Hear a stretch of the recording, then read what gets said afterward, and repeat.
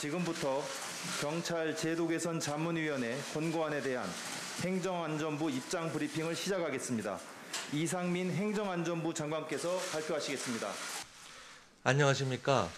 행정안전부 장관 이상민입니다. 최근 국민적 관심과 쟁점이 되고 있는 경찰 제도 개선 자문위원회의 권고안에 대한 입장과 향후 조치 계획에 대해서 말씀을 드리도록 하겠습니다. 역대 정부의 경찰에 대한 지휘 감독 방식의 문제와 함께 최근 경찰의 권한이 급격하게 확대됨에 따라 경찰의 관리 체계 개편과 수사 역량 강화 등의 보완책이 필요한 상황이 되었습니다. 이에 따라 행정안전부는 경찰제도자문위원회를 장관 정책자문위원회로 시급히 구성해서 운영하였고 그 운영 결과에 따른 권고안을 지난 21일에 받았습니다. 행정안전부는 권고안에 적극 공감하며 제시된 개선 사항은 경찰청 등과 협의하여 흔들림 없이 차근차근 추진해 나가겠습니다. 먼저 행안부 내 경찰 관련 지원 조직 신설과 소속 청장에 대한 지휘 규칙 제정 및 인사 절차의 투명화는 조속히 추진하겠습니다. 다만 감찰 및 징계의 개선은 법률 개정이 필요한 사항이기 때문에 추가적인 논의를 거쳐서 입법을 추진하도록 하겠습니다. 경찰의 임무 역량 강화를 위해 제시된 적정 인력 확충, 처우 개선, 수사 심사관 운영 개선 등은 경찰청, 기재부, 인사처 등과 협의하여 추진해 나가겠습니다. 또한 특정 출신의 불합리한 고위직 독점 구조를 혁파하기 위하여 일반 출신의 고위직 승진 확대도 적극 추진해 나가겠습니다. 아울러 권고안에서 향후 대책으로 제시된 범정부적인 경찰제도발전위원회 구성 운영도 조속하게 추진하겠습니다. 그리고 경찰 업무 조직 신설안과 지휘 규칙 제정안에 대해서는 앞으로 토론회, 기자간담회, 관계기관과의 협의 등을 통하여 다양한 의견을 지속적으로 적극 경청하고 7월 15일까지는 최종안을 마련해서 국민 여러분들께 발표드리고 관련 규정 재개정에 착수할 계획입니다. 이어서 준비된 PPT로 조직 신설 등에 대해서 구체적으로 말씀을 드리겠습니다. 먼저 행안부 내 경찰 업무 조직 신설에 대해서 말씀을 드리겠습니다. 먼저 신설 배경을 말씀드리겠습니다. 그림에서 왼쪽이 역대 정부의 실제 업무 관행이었습니다. 그리고 오른쪽이 개선될 윤석열 정부의 원칙입니다. 역대 정부에서는 이른바 BH로 불리던 대통령실에서 경찰을 직접 지휘 통제하는 경우가 비일비재했습니다. 행안부를 거치도록 하고 있는 헌법과 법률에 위배하여 행안부를 패싱한 것입니다. 민정수석실, 치안비서관, 그 밖의 각 비서실에 파견된 수십 명의 경찰 공무원들이 있었기 때문에 가능했던 일들입니다. 반면 행안부 안에는 경찰 관련 업무를 수행할 수 있는 조직이나 직원이 전혀 존재하지 않았습니다. 최고 권력자 입장에서는 BH가 경찰을 직접 상대하는 것이 자의적 통제에 훨씬 편하고 효율적이며 또한 뿌리치기 어려운 유혹인 것도 사실입니다. 해경의 피살 공무원 사건에서 나타난 바와 같이 이런 시스템 안에서는 도무지 어떤 일이 어떻게 처리되고 있는지 그 과정을 우리 국민들은 알 수도 없고 사후적으로 밝히는 것도 대단히 어려운 일입니다. 반면 윤석열 정부의 원칙은 헌법과 법령에 합치되게 내각을 운영하는 것입니다. 윤석열 정부는 역대 BH가 헌법과 법률이 명하는 시스템과 계통을 무시하고 경찰을 직접 상대하던 잘못된 관행에 혁파를 추진하고 있습니다. 그래서 대통령실의 민정수석실을 폐지하고 치안비서관도 두지 않는 것입니다. 이제는 대통령실에서 경찰을 직접 지휘하거나 상대하고 싶어도 할 수 없는 구도가 되어버린 것입니다. 한편 헌법과 법률은 대통령이 행정부 수반으로서 국무총리를 거쳐서 각부 장관으로 구성된 국무회의 및 각부 장관을 통해서만 모든 행정 기능을 수행하도록 명하고 있습니다. 경찰청 역시 대통령, 국무총리, 행안부 장관, 경찰청의 지휘 라인에 위치하고 있는 것입니다. 대통령실에서 경찰을 지휘할 조직이나 기구를 지금처럼 없앤 상황에서 만일 행안부까지도 경찰 관련 조직을 하나도 두지 않는다면 대통령이나 행안부 장관에게는 경찰을 지휘하고 감독할 아무런 조직도 없기 때문에 헌법과 법률이 부여한 역할과 책임을 도무지 수행할 수 없게 되고 경찰은 사실상 아무런 지휘나 견제기관 없이 사법부, 입법부, 행정부에 이어서 제4의 경찰부가 될 수밖에 없는 상황인 것입니다. 역대 BH의 민정수석실, 치안비서관, 파견경찰 공무원 등의 조직이 있었던 것처럼 행안부가 헌법과 법률이 부여한 역할과 책임을 제대로 수행하기 위해서는 필요 최소한의 조직이 있어야 합니다. 그렇지 않으면 경찰이 잘못된 길로 나아가거나 내부의 비위나 경찰 고위층이 연루된 사건이 발생한다 하더라도 경찰이 스스로 그러한 잘못을 바로잡기만을 손 놓고 한정없이 기다려야만 합니다. 최근 엄청나게 강화된 경찰의 권한을 보면 경찰은 치안, 경비, 교통, 정보, 수사 등 국민의 일상생활에 밀접하게 연관된 권한뿐만 아니라 수사와 정보 분야는 사실상 독점하는 체제입니다. 최근에는 대공 분야, 군 입대 전 범죄 행위에 대한 수사까지도 독점하게 되었습니다. 그래서 국민 여러분들이 공룡 경찰에 대한 우려가 큰 것도 사실입니다. 지금 이 상황에서 행안부마저 경찰이 알아서 잘 할 것이라고 막연히 기대하면서 손 놓고 아무 일도 하지 않는다는 것은 행안부의 직무유기입니다. 특히 경찰은 공권력을 언제든지 사용할 수 있는 조직이고 우리 국민의 일상생활에 가장 큰 영향을 미칠 수 있는 기관입니다. 민주적 관리와 운영, 적절한 지휘와 견제가 그 어느 기관보다 반드시 필요한 기관입니다. 다음은 조직 신설의 법령상의 근거에 대해서 말씀을 드리겠습니다. 먼저 헌법에서는 국무위원인 행정각부 장관에게 국무회의의 심의, 부령 제정 권한을 부여하고 있습니다. 경찰청장은 법률의 재개정, 중요 계획과 같은 국무회의의 안건을 바로 행안부 장관을 통해서만 국무회의에 상정할 수가 있습니다.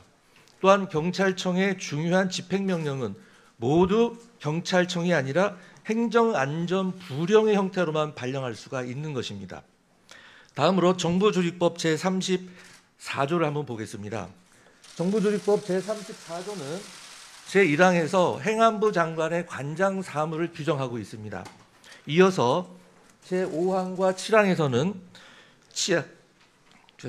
치안과 소방에 관한 사무는 경찰청과 소방청을 통해서 관장하도록 하고 있습니다. 즉 행안부 장관의 관장 업무에서 치안 업무가 빠진 것이 아닙니다. 그것이 아니라 별도의 항을 만들어서 치안 업무는 경찰청을 통해서 관장하도록 한 것입니다. 즉 1항의 업무에서 치안이 빠졌다 하더라도 그것은 중요한 거라서 다시 5항으로 빼서 따로 규정한 겁니다. 이 조문을 여러분들 읽어보시면 치안에 관한 사무를 관장하기 위하여 행정안전부 장관 소속으로 경찰청을 둔다 라고 되어 있습니다. 그러면은 우리가 국어를 할 수 있는 사람이라면은 여기서 이 사무관장의 주체가 누구인가는 바로 명백하게 나타난다고 할 것입니다.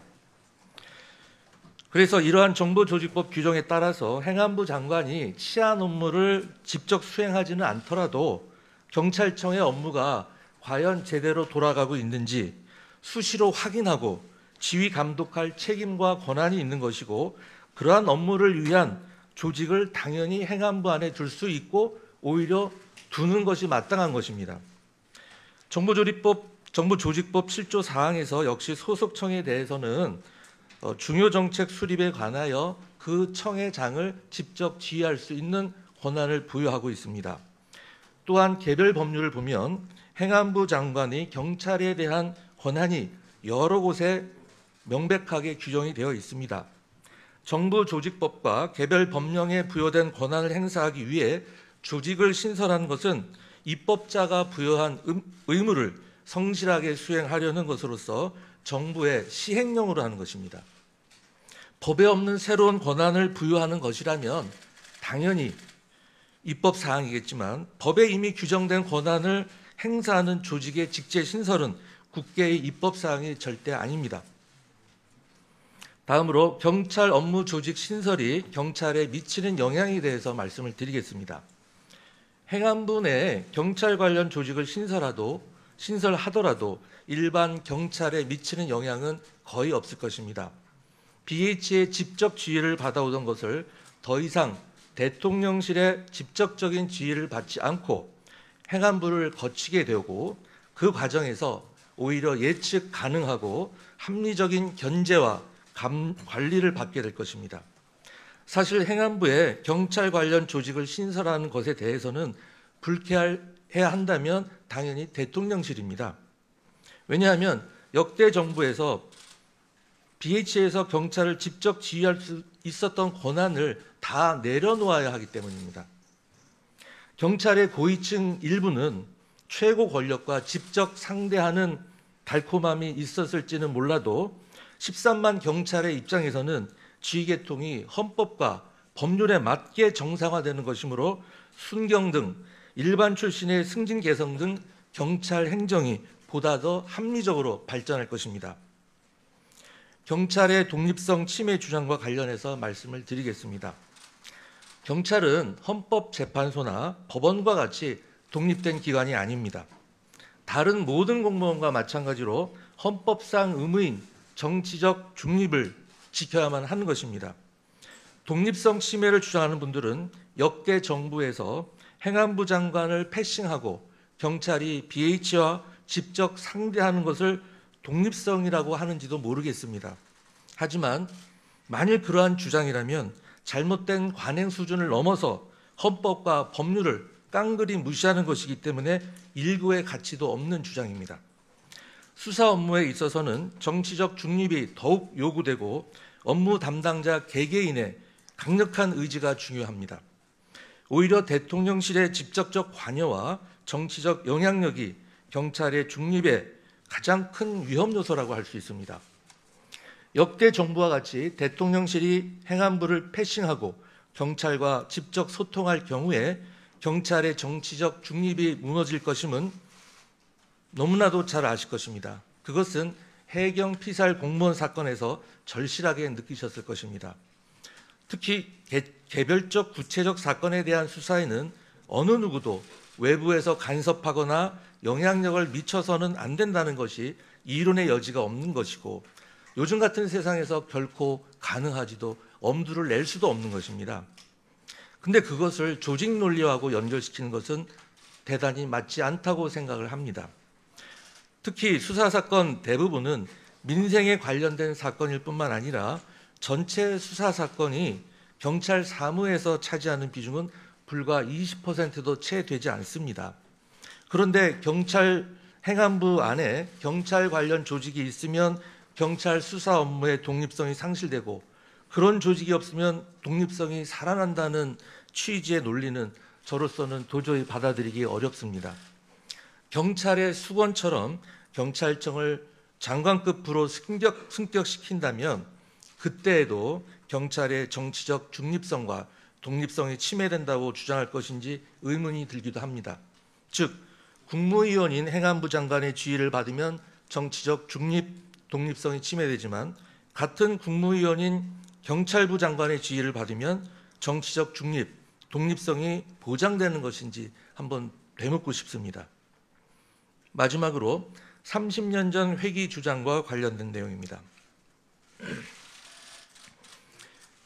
그림에서 보시는 바와 같이 지난 91년의 내무부 조직과 저희가 신설을 검토하는 경찰 업무 조직은 그 규모와 역할, 위상이 비교가 불가능합니다.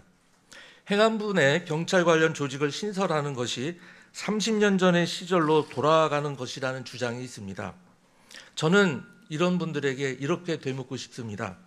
그러면 30년 전 경찰청 신설 당시 설계했던 제도나 시스템을 지금도 여전히 유지하자는 것입니까? 지난 30년 동안 대한민국이 민주화를 완수하고 세계 10위의 경제대국으로 성장하여 사회 경제적으로 엄청나게 변화된 현실을 무시하고 최근 경찰의 권한과 역할이 더욱더 큰 폭으로 확대된 사실은 깡그리 무시한 채 30년 전 경찰 신설 당시의 경찰 지휘나 통제에 관해서 아무런 조직이나 인원을 두지 않았던 시스템을 그대로 유지하자는 것인지 정말 의문이 아닐 수가 없는 것입니다. 91년경 경찰청이 신설된 것도 치안본부 시절 각종 인권 유린 사건 등도 이유가 될 수 있었겠지만 지방 권력과 관련된 것이 주된 변화의 원인입니다. 91년의 지방의회 선거, 95년 지방자치단체장 선거가 예정된 상황에서 당시 내무부가 임명하던 관선단체장 시절의 경찰제를 그대로 유지할 경우에 새롭게 선출되는 민선단체장의 권한이 지나치게 비대해지는 측면이 있었습니다. 그래서 시도 소속 경찰을 국가경찰로 하면서 경찰청을 신설하게 된 것으로 알려져 있습니다. 행안부 내 경찰 사무 관련 조직이 생긴다고 해서 30년 전으로 회귀하거나 과거로 후퇴하는 것이 결코 아닙니다. 30년 전으로 가려면 경찰청을 아예 없애버리고 본부로 이관시킨 후에 지금의 국가경찰도 시도 소속으로 모조리 전환시켜야 합니다. 이상으로 경찰 제도 개선 자문위원회 권고안에 대한 행안부 입장과 조직 신설에 관한 구체적인 사항에 대한 말씀을 모두 마치겠습니다. 감사합니다.